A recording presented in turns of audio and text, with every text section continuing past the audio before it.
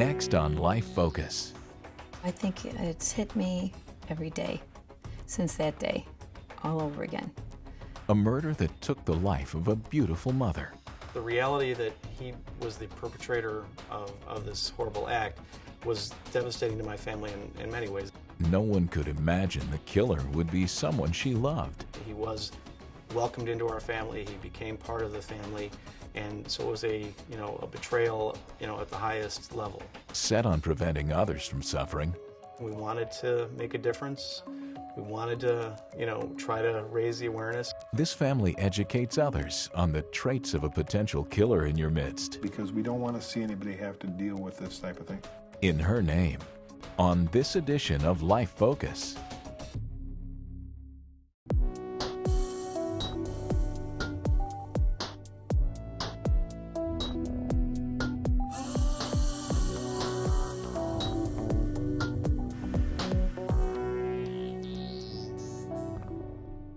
Hello, and welcome to Life Focus. I'm Dan Meyer. Barbara Ellen Lynch was a mother of three, involved with her family and community. However, at 33 years old, the life she loved suddenly came to an end. Sadly, Barbara became one of the 12 million American women assaulted, raped, or killed every year. But when Barbara's killer was revealed, nobody could believe it. Never in a million years did I think something like this would ever happen to my family. Kevin Lynch of Orland Park, Illinois, says his family can never replace the loss of his sister. Taken from his close-knit Irish family over 17 years ago. My sister, Barb, was a beautiful person who loved deeply, who lived happily, joyfully, and touched everybody she knew in a very special way. But the lives she would touch would prove to be too few. On the night of April 21st, 1992, Milwaukee dispatchers called Detective Brian O'Keefe to the scene of a crime. It was kind of an unusual call for us. Violence rarely visits this upper-middle-class suburb of Milwaukee, where Jesse and Barbara Anderson lived. They said it was an attempt robbery stabbing, which wouldn't really fit for that particular area there. Married for 7 years, the couple just finished dinner at a local restaurant. Police reports stated that gang members brutally attacked them as they approached their car. They were accosted by two African-American males, armed with knives. Jesse said that he fought off the one male and then went to Barbara's assistance. Assistance that came too late. The vicious attack on this 33-year-old mother left her nearly dead. I was the one that got the call from the detectives from Milwaukee. Familiar with crime scenes, her brother, Officer Tom Lynch, could not fathom the violence inflicted on his little sister. I don't know if they termed it an accident or an incident, and that I needed to come up to Milwaukee to meet with the policeman up there, and that Barb was in the hospital, and so was Jesse. Tom alerted the entire family, who quickly rushed to the Milwaukee hospital. She was stabbed multiple times, 21 to be exact, and that she was at that point on life support. Deborah stood by her younger sister's side, waiting for any signs of improvement. We just, walked through those days like zombies, literally and figuratively, needing to lean on each other, hoping, praying. Time just froze, and you're just, in a combination of shock and, uncertainty. It was impossible, knowing that she had 3 babies at home. And I'm sure, that all flashed before her eyes as she was fighting for her life. We had some problems right from the get-go with the story that was coming from Jesse. As the lead detective, Brian O'Keefe did not believe Jesse's account of the attack. Our concern was with Jesse's wounds. Jesse's wounds paled compared to Barbara's extensive injuries. Barbara had suffered extensive stab wounds that were very localized to the face. It's a depersonalizing type of attack, usually committed by somebody known to the victim. Jesse also didn't seem concerned about his wife's life-threatening condition, raising this detective's suspicions.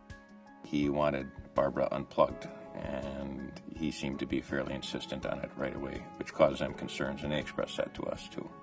This attitude also concerned Tom. I was kind of in disbelief and angry because I knew that what I was being told probably was not the truth. Didn't know what the truth was, but didn't know. What they did know is that they needed to keep their suspicions hid from Jesse, their #1 suspect in this horrific crime. But I didn't believe him. I think we all took the approach of, we're not going to give anything away here. We were just, cool but not informative. But there was never any discussions with him about the fact that he didn't do it, or that, him wanting us to believe that he didn't do it. Hoping for her recovery, the family needed answers. We were at her bedside every possible minute, in the intensive care, and holding her hand and talking to her and telling her how much we loved her, and to try and, hang in there for us if she could. But Barbara could not hold on. My sister would not have wanted to live or be kept alive by the machinery, and it was a little bit tough, to take. Together, they made the difficult decision to take their little sister off life support. But tougher news would soon shock them when they discovered Barbara's troubling secrets. It was very scary, but I hate to say it, nothing more scary than what we've had to deal with just ultimately what happened to her. It was very painful, and it just made you, wish that there was a way that she might have reached out, and the outcome could have been different. Investigators didn't believe Jesse Anderson's story that gang members attacked him and his wife, Barbara Ellen. Not only did the surprising evidence document their troubled marriage, but the clues also revealed that Jesse hid a sinister and dark side.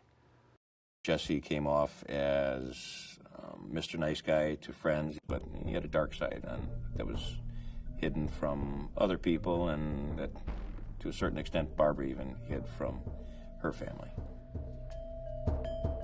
Coming into the trial, we were all convinced that he was guilty. Jesse Anderson always claimed to be innocent. There were just too many things that pointed clearly to that he was the one that had to have done it. 2 key pieces of evidence led to Jesse's arrest for first-degree murder. There was a red-handled fishing knife that was used as the murder weapon, and a black baseball cap that had been located at the scene, which Jesse said had come from the assailants. In court, prosecutors proved that both the knife and the hat belonged to Jesse himself. The defense presentation was that it had been done by someone else. This is a prolonged attack. This requires getting her braced against something to pierce her skull. I'm sure one of the things that they were relying on, or would rely on, and that he relied on, was who's going to believe someone would do this.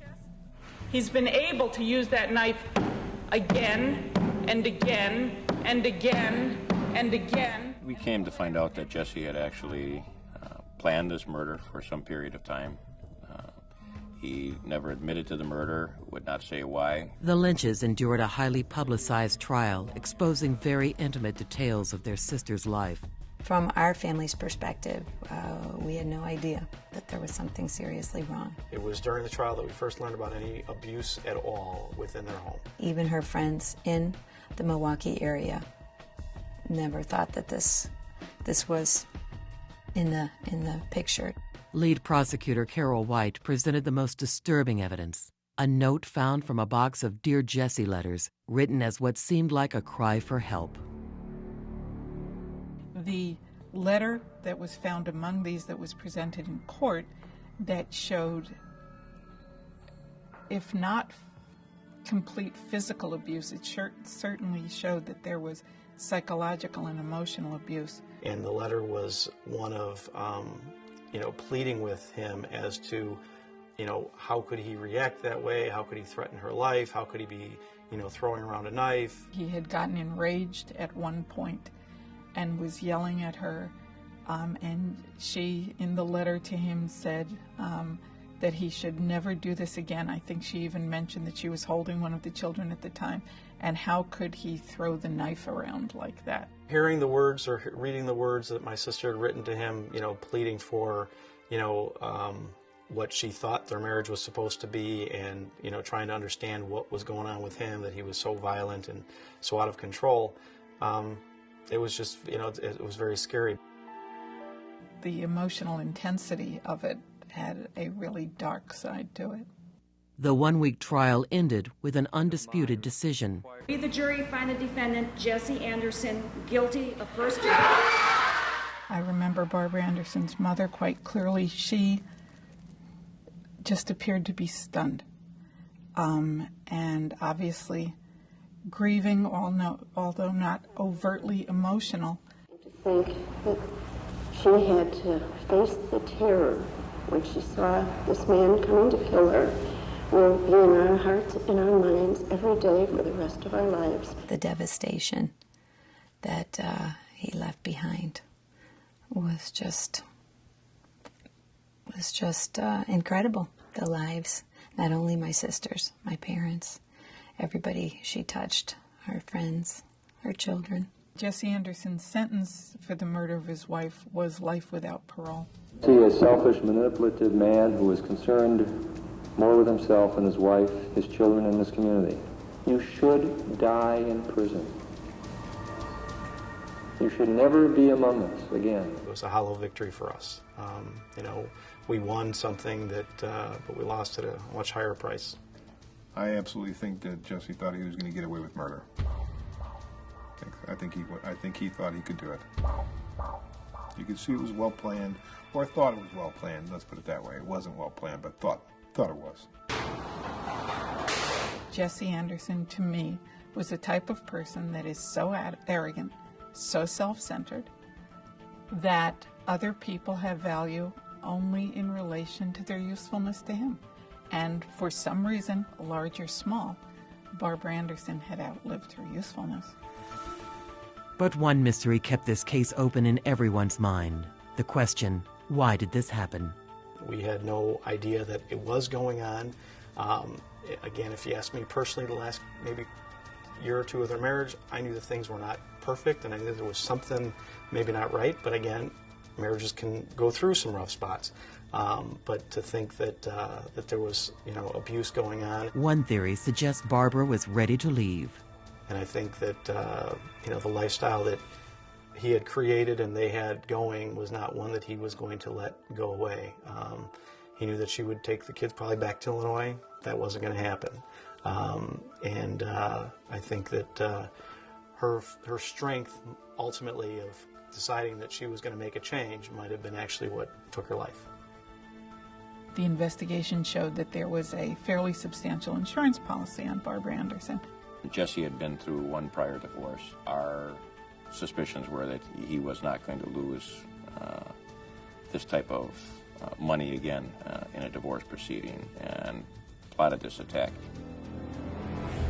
Even though Jesse faced life in prison, the Lynch family encountered yet another battle. Claiming innocence, this convicted murderer still had control over his 3 children. Obviously, we were not going to sit by and let him have custody in any way, shape, or form as long as we could have any input on that. Unexpected justice would come through a fateful turn of events. It was a very bizarre twist in many ways. Jesse ended up being on the receiving end of a very similar incident. He was murdered alongside with Jeffrey Dahmer, and who was one of the other Milwaukee infamous, inmates. He was beaten about the head with a barbell weight and actually died kind of very much similar to my sister. I would say, there was a part of me, quite honestly, that had a certain amount of relief that he's gone. The bizarre twist in justice ended the custody dispute. The judge appointed the care of the children to the relieved Lynch family. Sometimes I think when something like this occurs, people lose their faith a little bit, and it didn't happen in our family. A family that relies on a spiritual foundation. I would have to say that my source of strength was my family. It's a family rooted in faith. So the Christian values that we were raised with did help. Values that help Kevin turn his anger into peace. I'd say my faith is clearly what has saved me and has brought me to where I'm at this point in my life. It's a big part of who I am, and it's a big part of what has helped me manage some of the losses in my life. Many questions remain unanswered about Barbara Ellen's troubled marriage. But the letters that she wrote reveal that she tried to leave her controlling husband, an act that put her in even more danger. Today, the Lynch family wants to help others to recognize the traits of an abuser and help victims to safely escape. In hindsight, we were able to, look back and identify some things that maybe could have been clues if we had known about them. As a police officer, Tom wrestles with his emotions, wondering if the outcome would have been different had Barbara reached out to someone. There's a lot of people that would have been able to do something to help her, and would have. So. Soon after the trial, the Lynches realized that Barbara did not know how to recognize and run from her abusive marriage. We started looking at that, and we started realizing that there are so many, things that are not being done, and people look at the victims and say, what are they doing wrong? To educate victims, the family founded BELA, an acronym for Barbara Ellen Lynch Associates. And what's our thought on who we're going to contribute to this year?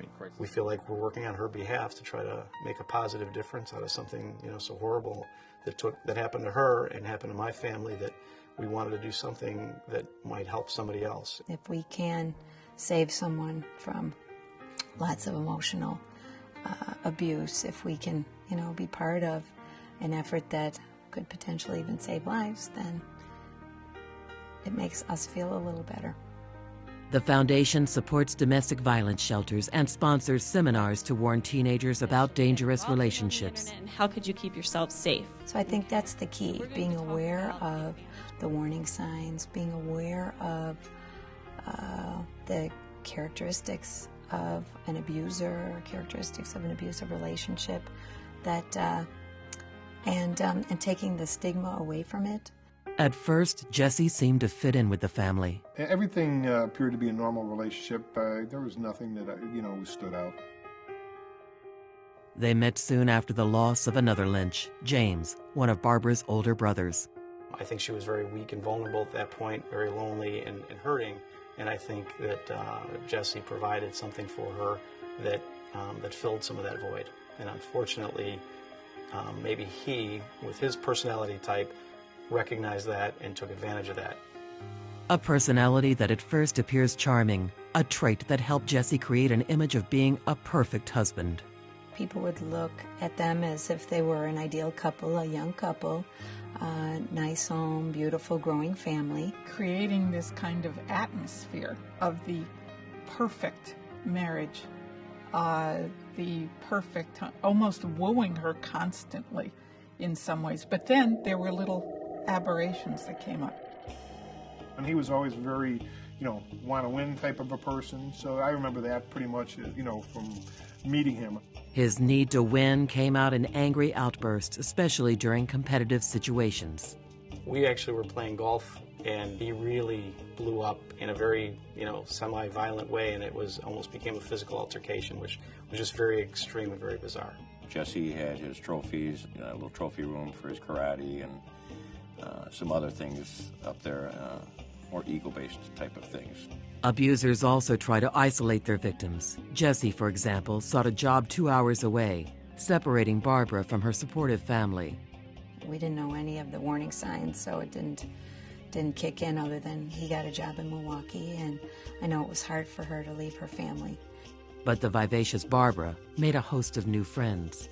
I think he might have been threatened by those relationships, and they moved out of town to a little bit further, more isolated distance.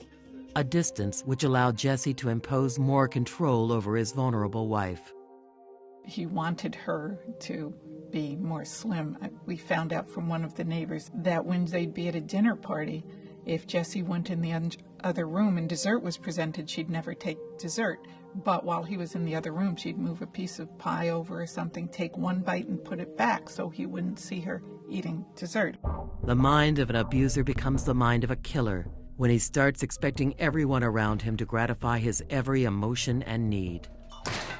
Arrogance is the first step to total criminality. When no one else matters, you can do anything. Jesse was a very controlling individual. He wanted to have things his way. He wanted things done a certain way. And he could get a bit of a temper if things were not conducted in a manner in which he thought they should be conducted. He saw his surroundings as a reflection of his own ego.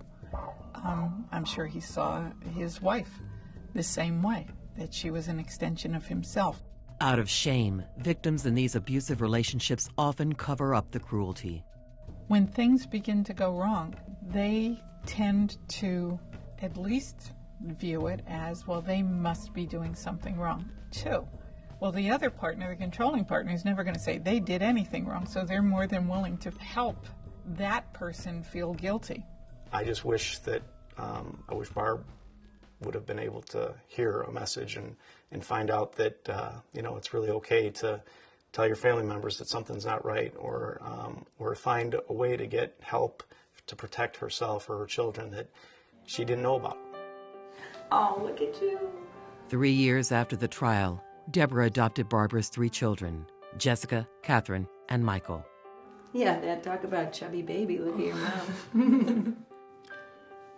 I think she would be happy today with where her children are at today. She would have loved every stage of their life, even the ups and downs of adolescence. She would have loved it. And what about you, Mike? You want to go to the mall? You go on, there are happy times, but every family event, every milestone in her children's lives, she's missed it. So there's a gaping void there. A void they fill through frequent family gatherings where they cherish each other and the now grown children Barbara left behind. I think Barb, if she was able to see what we've done, would be very pleased with what we've done. There's a legacy here that's going to continue on, hopefully with my family, and then hopefully with our children that are, adults now, that they maybe carry this on. She loved being a mother. I've often said that as far as what my image of Barb remains today is one of a mother. I mean, that was what she, really, she was a great mother. I think it's hit me every day since that day, all over again. Never a day goes by that I don't feel the loss and feel the sadness at what she missed. Every day, 3 North American women are killed by an intimate partner. Notorious cases are often remembered by the killer's name, such as Scott Peterson. But the Lynches want their sister to be remembered by her name, one they hope will prevent future violence against women. More information and resources about recognizing signs of abuse can be found on our website. For all of us here at Life Focus, I'm Dan Meyer. Thanks for joining me. I'll see you again next week. Report anything that happens in a domestic violence relationship. Don't ever sit on it. Don't ever go, okay, I can forgive him this one time. Tell somebody. You don't have to report it to the police, but tell somebody so somebody knows. Get some advice. Talk to somebody. Don't ever sit there and keep it to yourself and be a victim, because if you're a victim once, the likelihood is you'll be a victim again. And if you wait to the second or third time, there may not be a fourth time. More information about this program or other Life Focus episodes can be found online at www.lifefocus.tv. Pricing and ordering information for a DVD copy of this program are available on our website or by phone at 1-877-908-5433. The title of today's program is on the screen.